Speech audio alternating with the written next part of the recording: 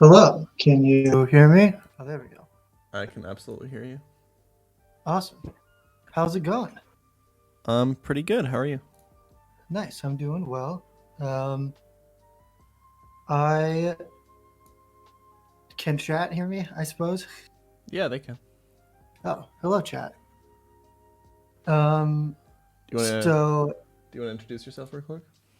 yeah, sure. I was gonna say I can give some preliminary background real quick. Hello, my name is Michael, and I was tasked to interview somebody in a position in which I would like to be or strive to be in after I graduate. And streaming is one of the things that I would like to pursue. So I figured I'd ask. It's Jan, correct? Yes, that's right. Yeah. Okay. Um, I figured I'd ask Jan some questions, get a little inside baseball about streaming. Um, so yeah. Do you mind if I am recording this just for legal posterity's sake? Absolutely not. No. Okay, cool. So yeah, some preliminary questions right off the gate. Is content creation your full-time job? Yes. Awesome. And how long has it been your full-time job? And in combination with that, when did it become your full-time job? So I would say it's my full-time job. I've been doing content full-time for a while, but in the sense that I can like live off the money that I make off of it, I've been doing it since probably September of 2020. I was Nice. doing So pretty full-time hours recently. in it before then, probably starting in like July 2020 is when I stopped going to school. And that's when I started doing full time. And then in September, I made enough money off of it to, I guess, for it to be my job. Yeah, for sure. Awesome. Um, and then kind of the last kind of overarching question. What were your goals with content creation starting out? I guess goals of the content, numbers goals, any type of stuff like that. Um, it was mostly just, mm, so I didn't really know what my goals were back then. Pretty much my goals were just to have a stream that people would watch and that a lot of people would watch and that maybe I could pursue Hmm. it as a career opportunity. Just to kind of see where it would go and to see if it would be viable. So I just wanted to do something that I thought nobody else was doing at the time. And I wanted to see if that would be like a viable career option for me because it was always like a dream of mine. For sure. Right. Awesome. Awesome. Um, so yeah, moving into more of the nitty gritty questions. So July of last year, you said that you started taking it pretty seriously. So when you kind of mentally to started to take it seriously, were you doing another full-time or part-time job to pay the bills, so to speak? No, I never really had a real job in my life. I just was doing university. And then when I stopped doing university, my goal was to pursue content creation for like 6 months and see if it would be a viable career option. And then it ended Hmm. up working. Awesome. Right. Um, so you quit or left university. It's a little more complicated. I'm still Interesting. technically Yeah. enrolled and I'm still probably going to get my degree. But yeah, Right. Cool. I'm just trying to gauge for these uh, time management questions. sure. So, so yeah, doing those two things kind of simultaneously, kind of not simultaneously. Um, how do you effectively time manage between, or how did you effectively time manage between those two things? I think it's a bad question to ask me because I never did. My Ah, degree took a yeah. lot longer to complete than it would have otherwise. Like I was doing a pretty standard like 3 years bachelor's degree, and I was enrolled since when did I enroll? Oh God, 2015. So I basically took like about 2 years longer than I should have doing my degree because I was also doing streaming on the side. Um, Hmm. I had moments where like I was doing I was basically streaming for full-time hours and still doing school at the same time, and like my those months were definitely really stressful. And then sometimes I would like not stream for a while when I would be doing exams, and then after exams I was doing like a lot of streaming. So it'd be kind of like a back and forth tug between like either not doing enough streaming or not doing enough schoolwork. I don't think that my time management was very good at that time.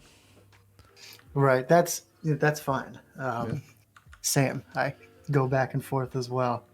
And then I guess so in within that aspect, definitely streaming was kind of the most important or top of the list things that you were doing at that time. And you did you spend much Had a time homie on like plug his stream. YouTube video stuff or social media pushing or I all always that type spend of? I always spend most of my time streaming. Mhm.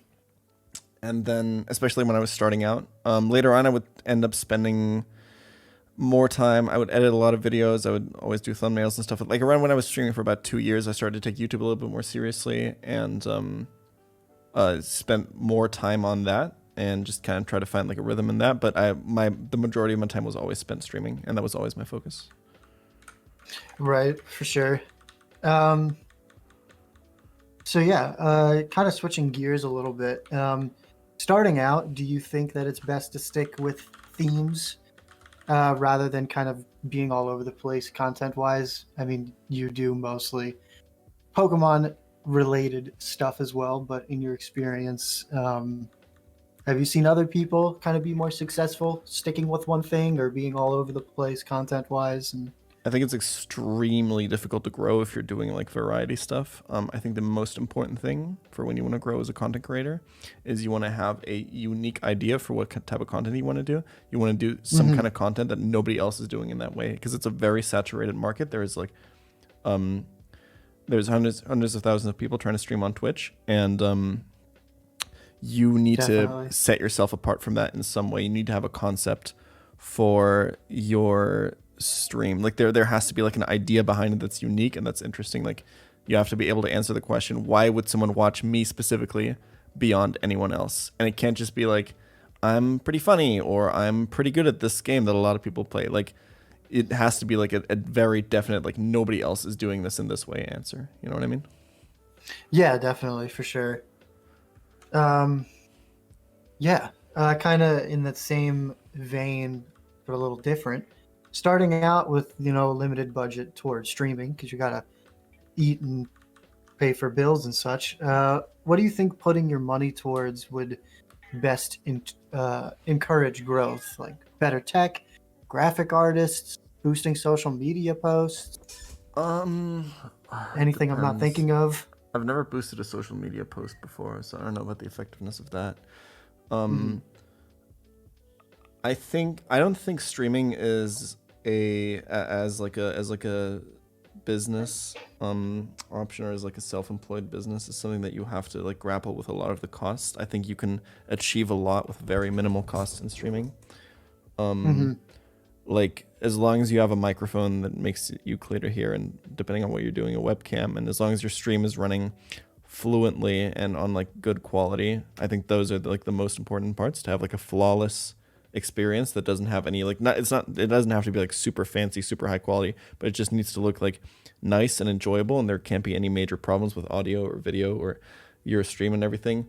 But that are often problems that aren't necessarily solved by just throwing money at them, although they obviously can be. The more important part is to learn how to efficiently use your equipment, and just to Yeah, start for sure. reading on stuff like that, and start reading like, how does the encoder work in my OBS? Why does it work the way it does? Why is my processor good or bad for that? How does lighting work? Like even if you have a shitty camera, you can get so much more out of that camera by reading about how to do lighting properly, how to do post processing of your video properly. Same with microphone. I've used very shitty microphones, and just by talking to people who are good at audio to kind of try to figure out. And then as you grow and as you make more money and can spend more money on better equipment, you then have that knowledge to apply to your better sounding equipment to get even more out of that too. I think that's important. I don't think otherwise you don't need to be thinking too much about budgeting for your costs. I think it's a very like low cost kind of self-employment, I would say. Yeah, for sure. I definitely in the last year or so learned what an encoder was in general. So Exactly. I hear what you're saying on that. So in moving into kind of the transitional period, I guess September of last year, Yes. transitioning into full time.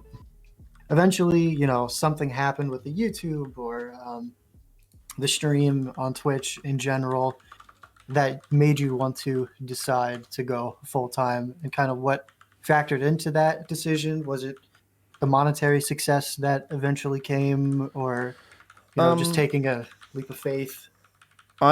So I'd always planned on doing this when I'd be done with school.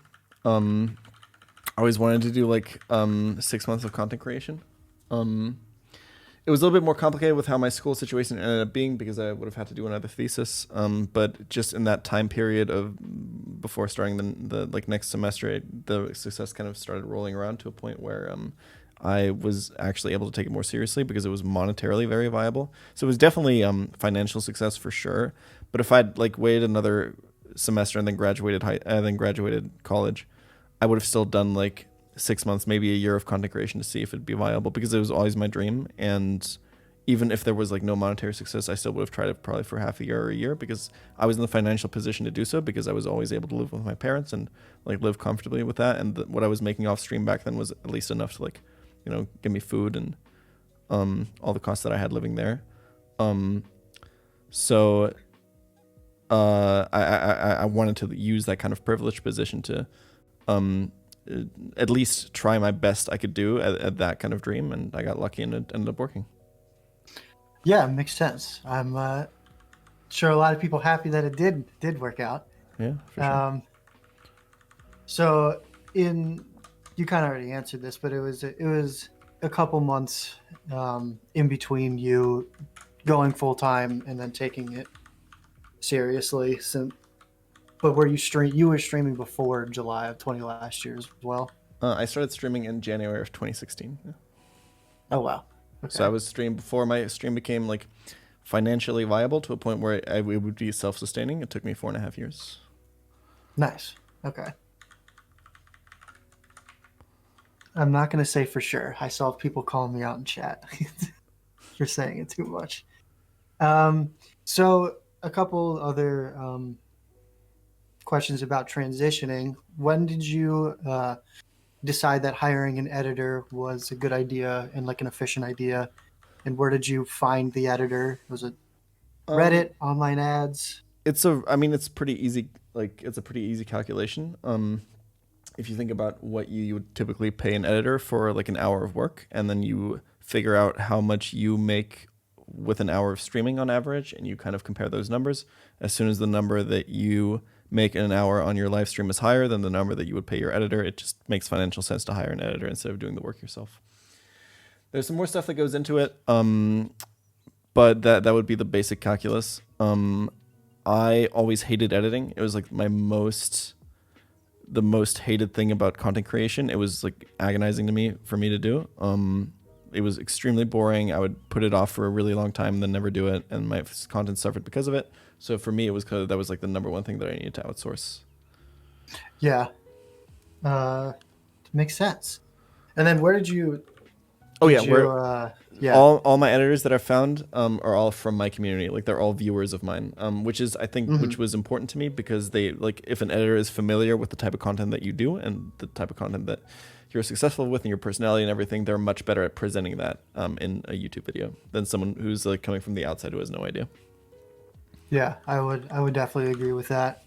So what do they edit in general? Is it just the YouTube videos and then you kind of do the social media clips, or do they just edit everything?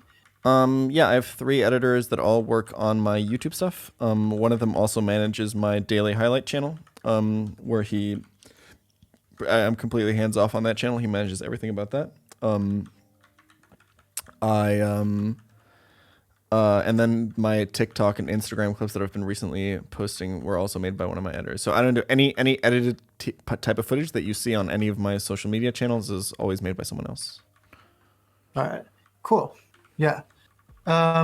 So kind of in the same vein of transitioning, do you have like a manager, quote unquote? Did you seek one out?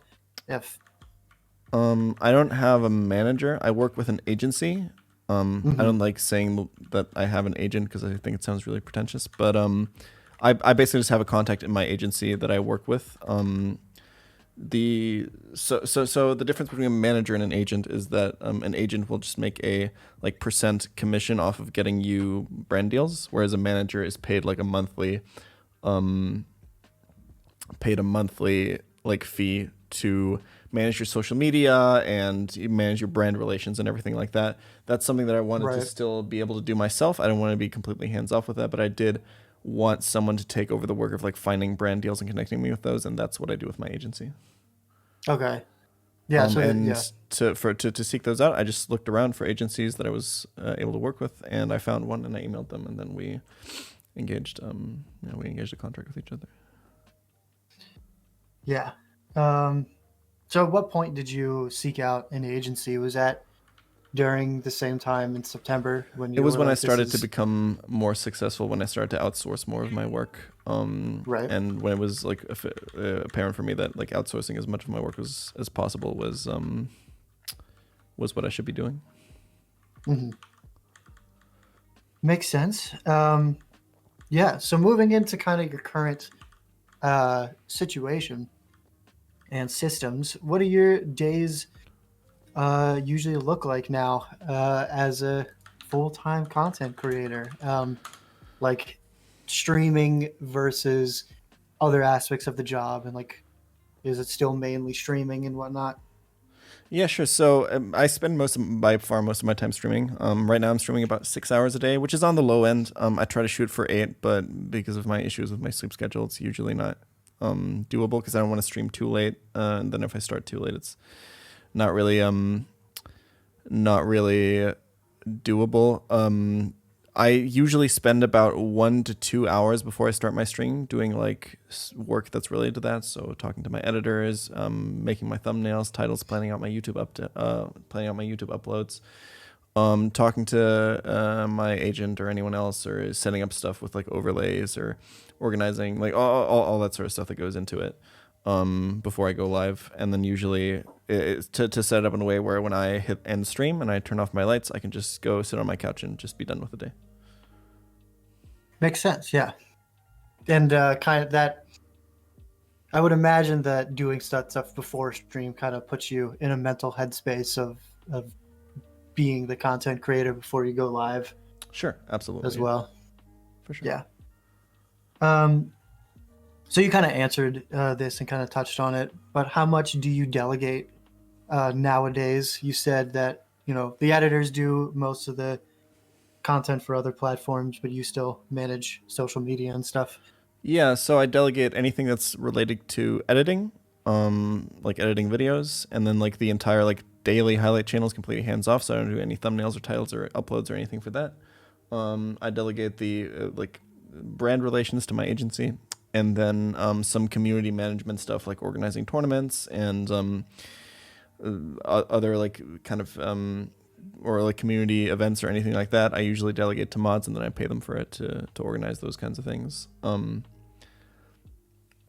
So those are the things that I outsource, and then obviously any sort of like graphical work, anything that's related to like doing emotes or overlays or animations or hmm whatever have you, is always going to be delegated to the artists that I work with as well.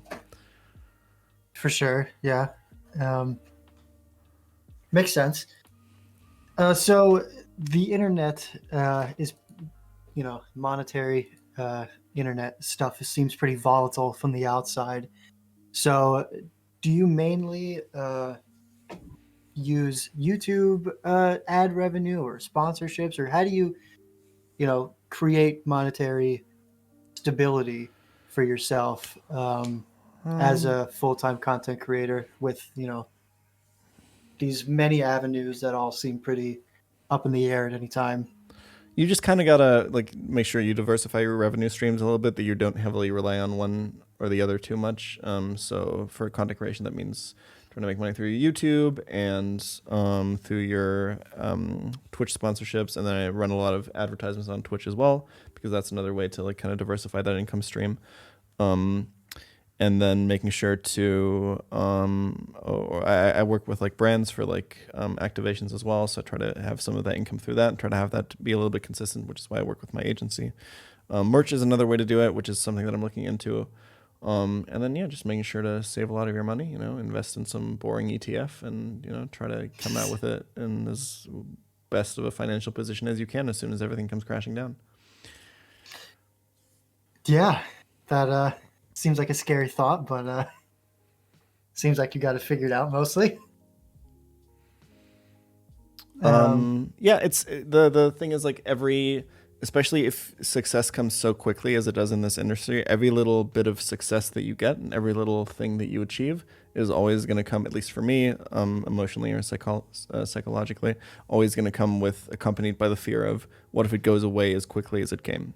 So those are the types of things that like I kind of think about. Yeah, I doing some watching and researching that type of topic. It seems like that is a pretty common thought process in this type of industry. But yeah, that's kind of all of my questions around streaming. The last one I have is a bit of a meme, but what do you have against Charizard? He's so cool. Yeah, Listen, I'm just a big contrarian, and I just don't like what is popular. Okay, that's it. No, that's fair. But hey, thanks for your time. I appreciate it. I hopefully some people in chat gain some knowledge, and I definitely appreciate all the questions answered. And have a good stream. Thank you so much. Yeah, I hate to ask, but may I plug my own thing? Yeah, absolutely. No, go for it. Okay. Spam it in chat. Go talk about it. I don't care. Yeah, if you want to find me, I do similar Pokemon stuff, not nearly as good as Jan. But yeah, I'm the third gifter in chat, so I don't know if you can find the stream that way. Yeah. What's your My Twitch is StevensvilleGamers 2, which is difficult to spell and long, and I'm working on a rebrand. In general, right? I don't know if I did it right. I don't know. Here we go. There, I posted it. Awesome. But yeah, I didn't want to. If you didn't want me to, I didn't want to. No, it's all good. Use that. But thanks for your time, everyone. Have a good stream. I'll be hanging around in chat anyway for a bit, and yeah, see you later.